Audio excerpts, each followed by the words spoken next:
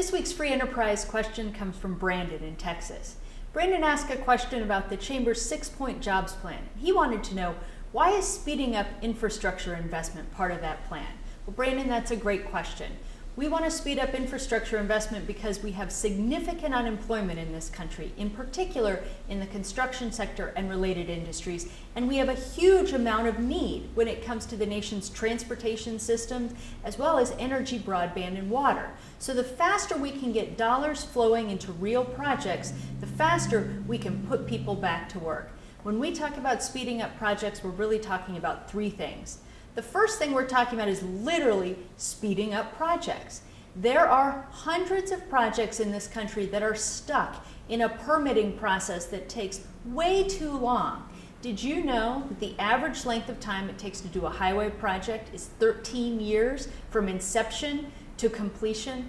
Way too long. So what we want Congress to do and the administration to do is remove the regulatory roadblocks that get in place of projects that are already funded, that are already planned, that we know are going to benefit the economy and benefit communities.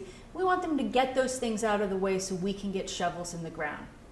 Second thing we mean when we say let's speed up infrastructure projects is we've got to get Congress on the road to passing long-term transportation bills.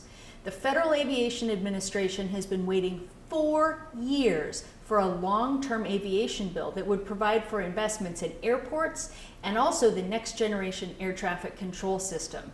4 years for Congress to pass a bill is too long. So Congress needs to get its work done, get that bill passed so that we can get the aviation system where it needs to be in this country. We've been waiting 2 years for a highway and transit bill.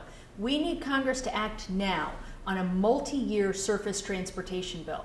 If they do that, states and localities can start planning projects and can start building things and putting people to work.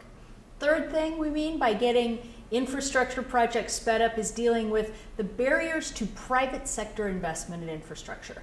Do you know there's $250 billion that's been raised in this country from the private sector that could be put to work in infrastructure today if only governments got out of the way? So we need to speed up project delivery. We need to get long-term transportation bills passed, and we need to unlock private investment in this country. If we do that, we can build a more competitive economy and we can put people to work today. Thanks, Brandon.